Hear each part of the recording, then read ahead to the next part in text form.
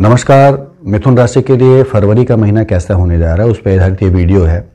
और ग्रहों के गोचर जो हैं उनके लिए किस तरह से उनको प्रभावित करेंगे, उनकी मन स्थिति कह लें, उनकी फाइनेंशियल कंडीशन को कह लें, उनके कार्य करने की शैली को कह लें, इन सारी चीज़ों में एक परिवर्तन ले आएंगे निश्चित रूप से। तो किस तरह से प्रभावित करेंगे इस पर आधारित ये वीडियो, आइए देखते हैं।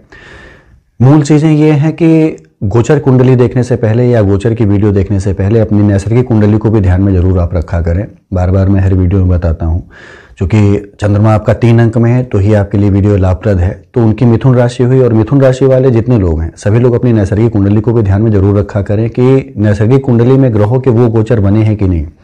गोचर कुंडली में यदि जो आपका बुध है, शनि है, यदि बहुत खराब है, लेकिन आपकी नैसर्गिक कुंडली में यदि वो अच्छा है तो बहुत खराब का फल फिर आपको नहीं मिलेगा, एक मध्यम फल मिलेगा।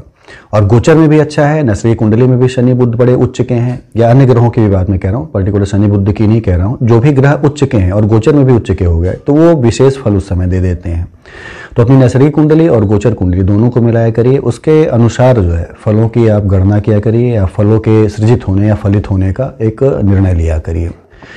तो गोचर की बात कर लें फरवरी महीने में मिथुन राशि के लिए, तो बुध जो है, जो इनकी राशि का लॉर्ड है, वो अष्टम में रहेगा और 6 मार्च तक रहेगा, शनि के साथ रहेगा अष्टम भाव में। मंगल शुक्र जो है वो पूरे फरवरी भर यानी 26 और 27 फरवरी तक आपके सप्तम भाव में ही रहेंगे। केतु राहु जो है वो अप्रैल तक ही रहने वाले हैं, 12 अप्रैल को उनका एक गोचर है। अप्रैल का महीना विशेष होने वाला है सभी राशि वालों के लिए, क्योंकि अप्रैल के महीने में राहु, केतु, बृहस्पति और शनि ये चारों एक साथ गोचर करेंगे और अपने अपने अगले भाव में जाएंगे। राहु केतु तो उल्टी दिशा में चलते हैं तो वो आपके मेष राशि और तुला राशि में आ जाएंगे, लेकिन बृहस्पति जो है वो अपनी खुद की राशि यानी मीन राशि में चला जाएगा, और शनि जो है वो भी अपनी खुद की मूल त्रिकोण राशि कुंभ राशि में चला जाएगा, और आपके लिए और भी बेहतरीन एक फल सृजित करेगा आने वाला समय। फरवरी महीने में देख लें तो आपका जो सप्तम भाव है, आपका अष्टम भाव है, आपका नवम भाव है, ये विशेष रूप से प्रभावित है। और मंगल शुक्र जो है सप्तम भाव में आपके रहेंगे, बुध शनि जो है आपके अष्टम भाव में रहेंगे, और बृहस्पति और सूर्य ये आपके नवम भाव में रहेंगे। इसमें नवम भाव आपका विशेष रूप से आपको अच्छे फल देने जा रहा है, क्योंकि बृहस्पति को कहते हैं कि अकेला कारक भाव में भी अपने हैं और अकेला भी नहीं है। तो ये पूरे फरवरी भर जो है आपको बहुत ही बेहतरीन कंडीशन आपके लिए उपलब्ध कराने वाला है, बहुत ही अच्छी चीज़ लेके आने वाला है आपके लिए। आपके वो काम जो रुके हुए थे उन्हें एक कह सकते हैं पूर्णता आने की संभावनाएं जो हैं वो बढ़ जाती हैं। दशम का लॉर्ड होके और नवम में होना, केंद्र त्रिकोण राजयोग अलग से उसने सृजित किया हुआ है, तो चीज़ें बेहतर मिलेंगी। राजेश होके आपके भाग्येश में आना, यानी राज्य से ढेर सारी सफलता मिलना, आपके पद की उन्नति कह लें, आपके उच्च अधिकारियों से सहयोग की बात कर लें, तो ये सारी चीज़ें यहाँ पे बृहस्पति आपको देने जा रहा है। और दृष्टियों की यदि बात करें तो उसकी पंचम दृष्टि जो है आपके खुद की राशि पे पड़ेगी, लग्न को मजबूत करेगा, आपको कह सकते हैं रिप्रेजेंट करेगा, समाज में एक विशेष सम्मान आपको दिलाएगा। सप्तम दृष्टि जो है उसकी आपके पड़ेगी पराक्रम भाव पे, छोटे भाई बहनों से संबंध बड़े अच्छे होंगे, पराक्रम बड़े अच्छे होंगे। सूर्य भी जो है यहाँ से पराक्रम को देख रहा है, तो दोनों कंडीशनों में पराक्रम आपका बढ़ता हुआ लग रहा है, काम आपके जो हैं वो चलते हुए प्रतीत हो रहे हैं कह सकते हैं, और भाग्य जो है आपका बड़ा ही मजबूत बना हुआ है। अब इतनी चीज़ें गोचर में तो बहुत ही मजबूत बनी हुई हैं, सूर्य और बृहस्पति, लेकिन यदि आप अपनी लग्न कुंडली देखें उसमें सूर्य कहीं तुला राशि में हुआ या बृहस्पति कहीं मकर राशि में हुआ, या डिग्री वाइज जो है बहुत कमजोर हुआ कह सकते हैं, तो चीज़ें फिर इतनी शानदार नहीं मिलेंगी जितनी बताई जा रही हैं। तो दोनों चीज़ों को ध्यान में रखिए, उसके अनुसार काम करने का प्रयत्न करिए। बहुत अच्छे हैं दोनों, तो अपने कामों में एक तेजी लाने का प्रयास करिए, अपने पूरे मनोयोग से लग जाइए, काम जरूर आपके सफल हो जाएंगे। बुध और शनि को ले ले तो बुध शनि अष्टमेश है, शनि अष्टम से रिलेटेड हो तो आयु बढ़ा देता है, बुध के साथ हो तो तरह तरह की चीज़, खासतौर से कंप्यूटर है, सॉफ्टवेयर है, इनसे खोजने की चीज़ों के लिए प्रेरित करता है। तो आप इन सब चीज़ों में कह सकते हैं ध्यान आपका जाएगा। वो व्यक्ति जो बुध जो होता है खुद ही कंप्यूटर का, गणना का, गणित का, इन सारी चीज़ों का ग्रह है, और शनि के साथ जब अष्टम में आ जाए तो इन सब चीज़ों में एक नई चीज़ें खोजने के लिए प्रेरित करता है। तो आप नई चीज़ खोजने के लिए आगे बढ़ेंगे, एक समाज में उसको स्थापित करने के लिए आगे बढ़ेंगे कि आपकी खोज जो वो स्थापित हो जाए, तो बहुत ही बेहतरीन कंडीशन है। और अष्टमेश का यदि लग्न जो है या राशि जो है आपके अष्टम में चली जाए तो उस समय उसका दोष भी उसको नहीं लगता, तो बेहतर कंडीशन बनी रहेगी, बेहतर यात्राओं के योग बने रहेंगे, बेहतर चीज़ें आपको मिलने की संभावना बन जाती हैं। मंगल शुक्र आपके लिए थोड़े यहाँ पे फायदेजनक, थोड़े नुकसानदायक भी हैं। मंगल जो है आपकी वाणी में कह सकते हैं एक तेज ले आएगा, कह सकते हैं कर्कशता ले आएगा। शुक्र जो है यहाँ पे अच्छा रहेगा, शुक्र जो है यहाँ पे चूंकि बृहस्पति की राशि में है, धनु राशि में, तो बेहतरीन परिणाम देगा, अच्छे फल देगा। बहुत अच्छा नहीं माना जाता है गुरु की राशि में शुक्र, लेकिन फिर भी देखा जाए तो बेहतरीन परिणाम देता है।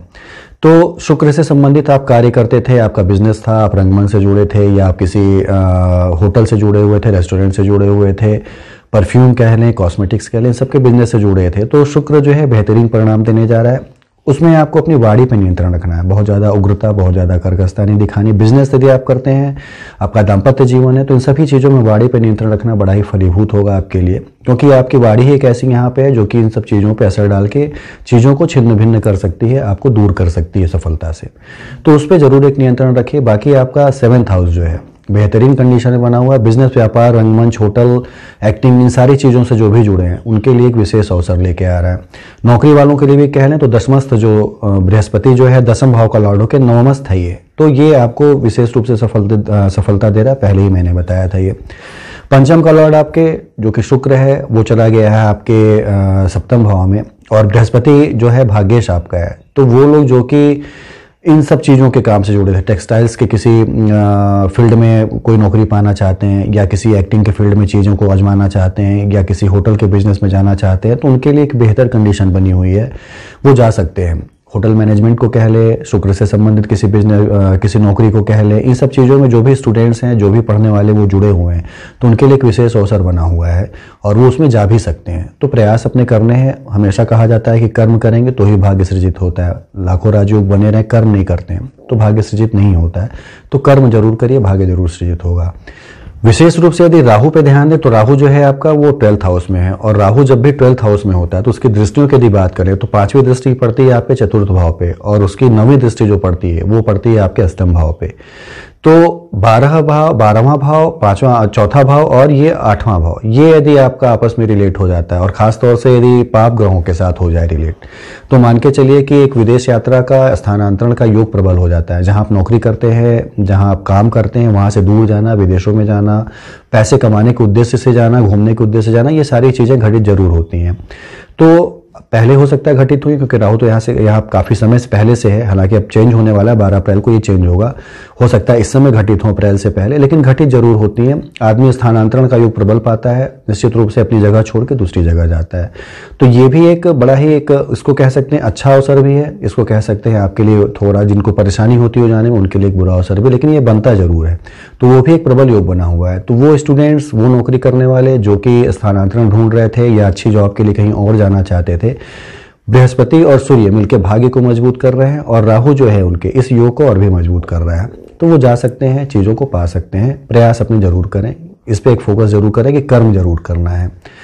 तो इतनी चीज़ें मिलेंगी। हेल्थ वाइज कह लें तो हेल्थ वाइज आप अच्छे रहने वाले। केतु यहाँ पे जो होता है आपके पेट से संबंधित, आपके मलद्वार से संबंधित चीज़ें देता है, फिशर होना और पाइल्स होना, ये सारी चीज़ों पे करता है। तो दवाएं लेते थे या दवा खाते थे उससे रिलेटेड तो जरूर खाते रहें, वर्कआउट जरूर करते रहें, पानी ज़्यादा पीते रहें, तो हेल्थ वाइज भी बहुत समस्या नहीं होने जा रही है। बुध और शनि जो है आपके अष्टम में है। शनि यहाँ पे आयु बढ़ाएगा, लेकिन शनि जनित रोग यानी हड्डियों में प्रॉब्लम थोड़ी, कमर में प्रॉब्लम थोड़ी, स्पाइन में प्रॉब्लम थोड़ी, निर्णय लेने में थोड़ा मतिभ्रम होना, शनि बुध के एक साथ होना, ये सारी चीज़ें यहाँ देगा शनि। लेकिन फिर भी यदि आप प्रखर दिमाग वाले हैं, पूरा सोच समझ के काम करते हैं, कोई भी निर्णय लेने से पहले उस पर 2 बार विचार करते हैं, तो चीज़ें इतनी खराब घटित नहीं होंगी। हाँ, नैसर्गिक कुंडली जरूर देखिएगा, मैं बार बार ये कहता हूँ, उसमें बुध शनि की क्या स्थिति है, बृहस्पति सूर्य की क्या स्थिति है, शुक्र और मंगल की क्या स्थिति है, वो ज़्यादा चीज़ों को और भी प्रभावित करेगी।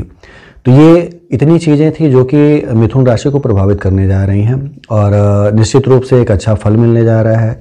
और स्टूडेंट्स को कह ले, नौकरी वालों को के लिए कह ले, बिजनेस वालों के लिए कह ले, सभी को एक बेहतरीन कंडीशन उत्पन्न हो रही है गोचरों से।